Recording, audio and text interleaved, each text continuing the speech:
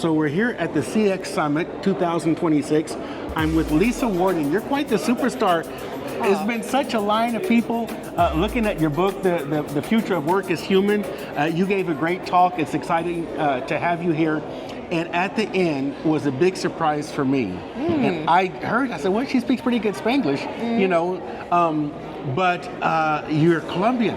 Yes, I am. Wow, that's so cool. Yeah, that's so cool. I know think you're so proud. too. Yeah, very much rep the Colombian pride as much as I can. This necklace is actually from Colombia, so I wanted to be wearing it on stage with me. Wow, great, Yeah. great. That's so great, and we could talk for an hour about that. But I think that that we want to talk about you gave an interesting talk today, and then you also even have a book about this, and that is how to relate to people differently in the workplace. And not just, you know, you talked about the golden rule, which is to treat people the way you would want to be treated, but then The platinum rule. The platinum rule, which is to treat, yes, you're spot on. Sorry, keep going. but then to treat people the way that they, and you didn't phrase it this way, but it's to treat people the way that they would want to be treated. Yes, exactly. Which is all the difference in the world, isn't it? Yeah, we don't live in a one-size-fits-all world.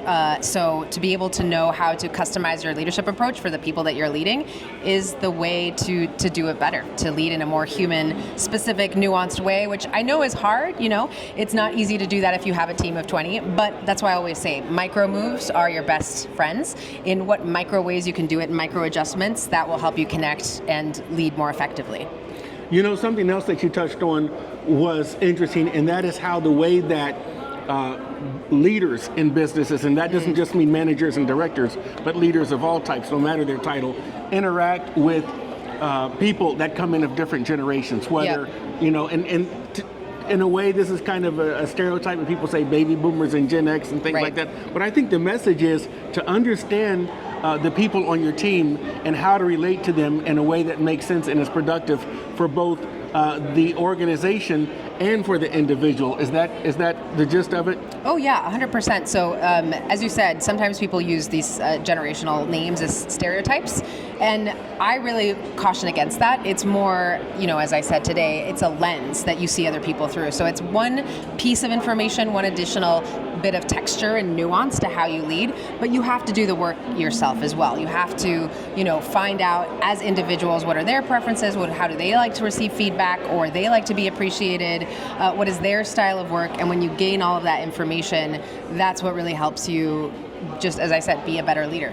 Now, your consultancy, you have a business partner, and you all do consulting. Aside from having written a book together, which we have it here. The Future of Work is Human.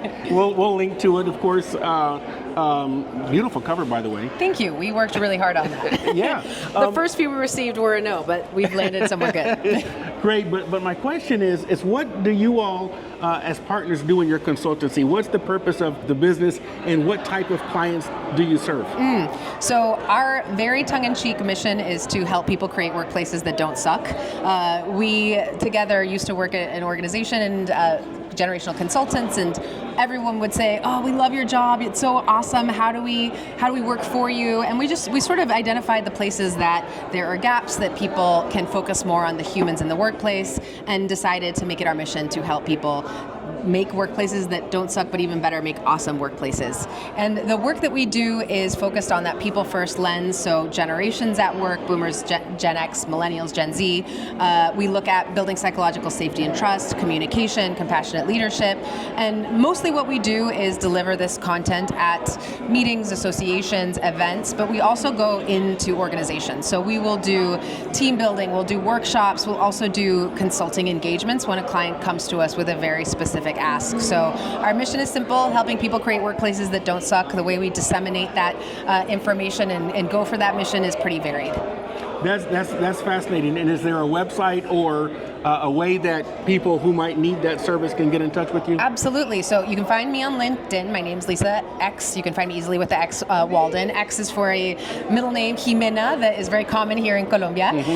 You can find us on Instagram at Good Company Consulting, and you can also find our website at www.goodcompanyconsulting.com.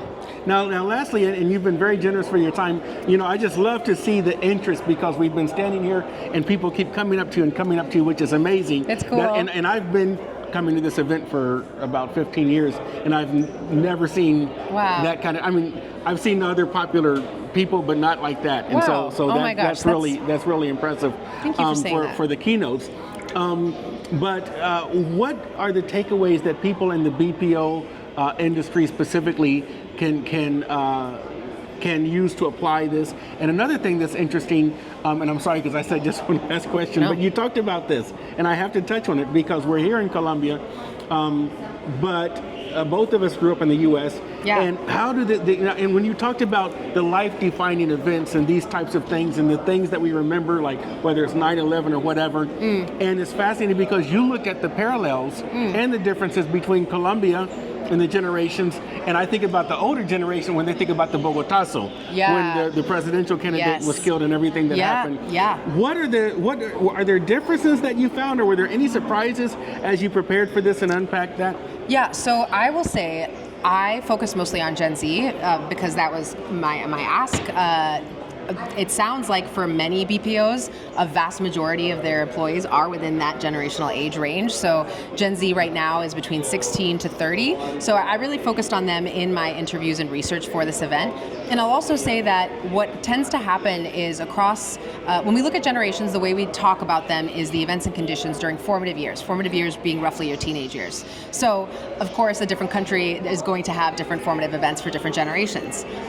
For Gen Z, there is so much that's similar because of globalization, because of the internet, because of COVID, because of technology. We have access to the same types of things. So they are showing up much more similarly across the board than older generations. Of course, there are some uniting events. For example, I asked the room, what is an event and condition you remember from your formative years?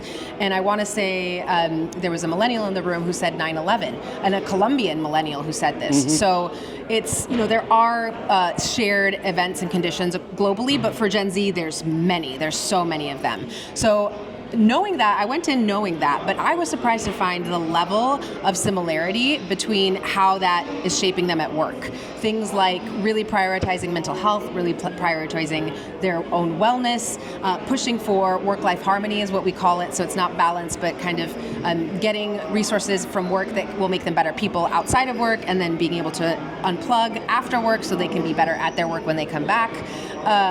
Really having a different association with people in positions of authority. And yeah, just a lot of these things, different kind of work ethic, I would say, that can push some people. It's just different, we'll say, than people have seen in the past. And we see that cyclical, oh, this generation doesn't want to work anymore, conversation come up. So all of that is to say, what I was really surprised with was the similarities and how much of them there were. It was truly shocking to me, even as a generational researcher, to say, wow, the similarities across these countries are pretty staggering. Absolutely. We're all on the same internet and connected. And if you look at the globalization, if you look at Colombians consuming U.S. content and people in the U.S., you can get channels from Uzbekistan and Bangladesh on your cable system now. Yep, exactly. You can see the whole world now. So yeah, it makes sense. Great. You've been so generous with your time. Thanks so much. An honor to talk to you. And it's been a lot of fun. Thank you for having me. It's such a pleasure, and I'm just happy to be here. Great.